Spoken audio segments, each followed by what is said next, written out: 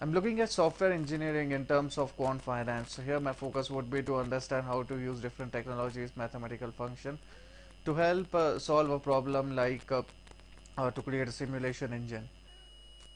So for that aspect, my focus would be on two things. The first would be information system.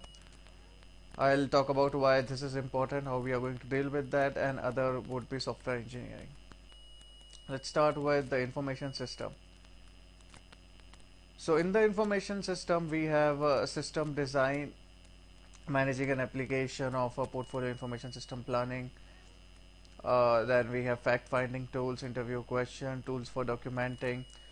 This becomes important because the type of engine that we are developing, if we are looking like to develop an engine to calculate Monte Carlo simulation, to predict some part of the company, then we must be able to get the right findings.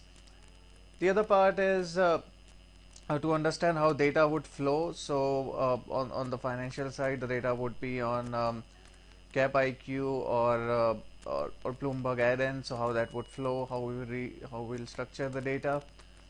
That would be through data flow diagram. Then we would have case tool, which is computer aided system tools. Then we'll have a design of analysis of design transaction, which is the database interaction.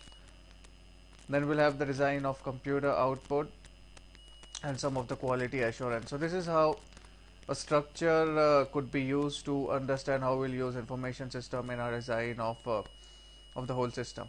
So if I'm looking at building an engine that would, for example, simulate a company's financials and would help you to give a projection of how that would look like in the next 5 years based on some particular strategy that the company could take. So your engine would be comprised of a lot of external data and it would give out some output. So in that regard, we would go through and check how we can use information system for quantitative finance or financial engineering topics. So the first chapter here, I'll reuse this book. So I'll mix it with some of the projects that I have been doing, and based on both of them I would take the lecture. So first is understanding managing an application development portfolio, analysis, system requirement, fact finding, and we'll go through one of them. So stages of information system, you have investigation, analysis, design, implementation, maintenance, and back to investigation. So this is how you will develop an information system.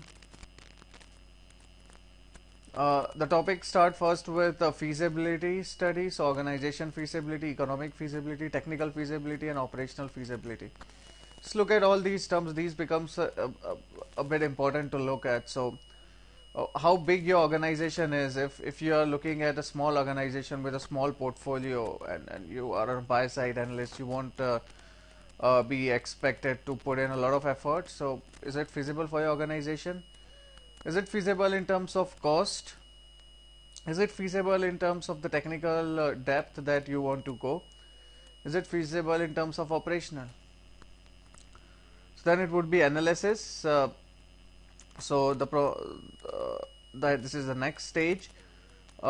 These are like feasibility, in-depth, result of functional requirement, and so on. So user level requirement, processing requirement, storage requirement, and design requirement. Then you have conceptual design, which is a part of design. Define the problem, refine the management objective, set up the objective, establish system constraint, determine information needs and sources, and document the system concept.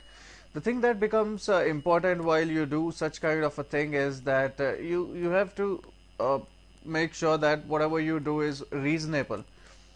So if you are working on a small asset management firm, you won't like to build a system that as good as what you would do in if you are in Goldman. So you have to be quite clear in the timings, in the resources, in the concept that you are going to use. You cannot just take infinite resources and move to some place where that would become difficult. So define a problem, refine the management objective, set up the constraints. This is the most important part where after you get into the objective part. Need and resources, document the concept, conceptual and report design. So the first would be define a problem, establish, consider mind. You have detailed design. So that was a kind of management design on how you're going to get things done. The other part would be a detailed design, user interface design, data design, and process design. And after that is done, you have modeling, simulation, and test planning. Then you have cross life cycle activities.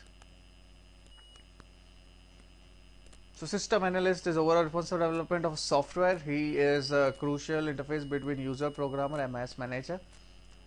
He conducts a system study, identifies activities and object, determines a procedure to achieve the objectives. So very important in the system. The concerned person should also have some special qualities which I will discuss in unit. System analyst is the person who is overall responsible for software. He is a computer professional charged with designing and implementing a computer. This is a computer specialist translator per requirement.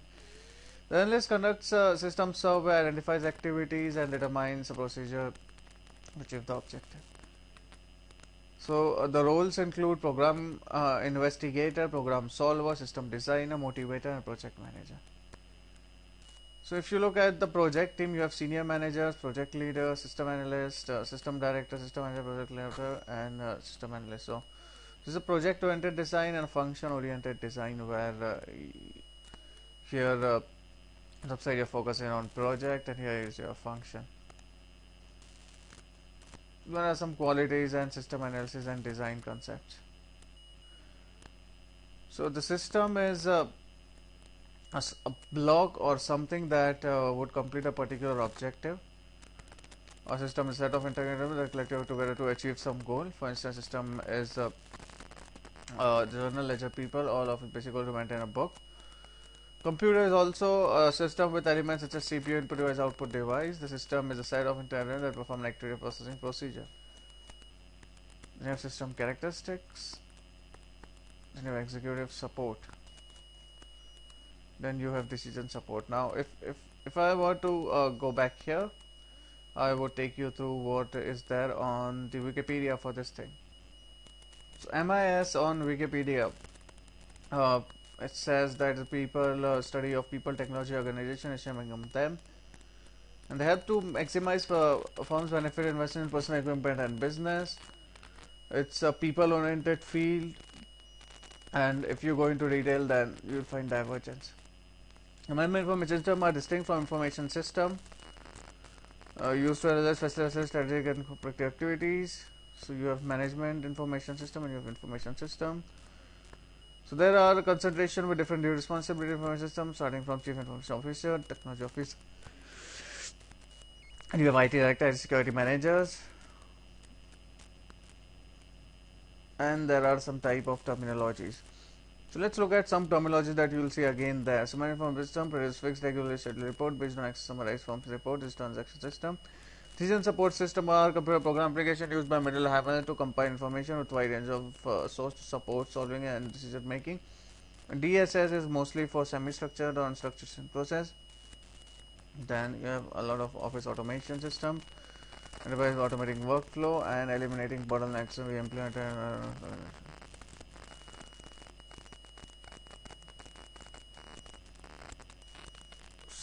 So our idea would be to understand the management information system or information system in a broad sense in terms of how we can use it for financial engineering.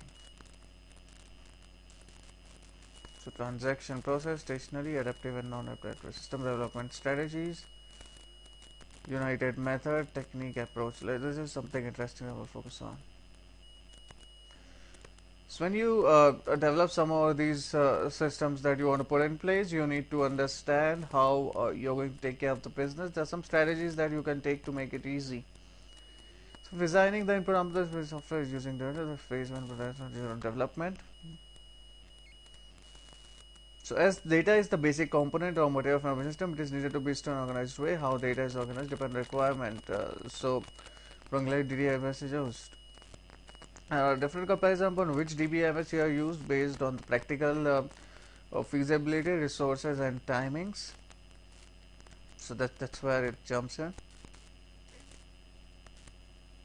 First part says unified methodology, approach methodology, a form effort to address indirectly by standard conventions.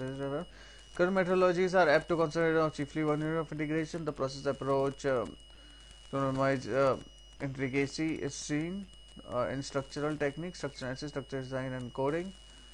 So data approach of measuring is observed information. It is origins in anti relationship to modeling data. So if you remember the database management system, a topic that we studied, so that is a data oriented methodology. The second is technique oriented technology. Methods are certain compilation of connected techniques, disaggregating most accurately recognized systems. So time techniques are exceptional, other are analysis, some are minor.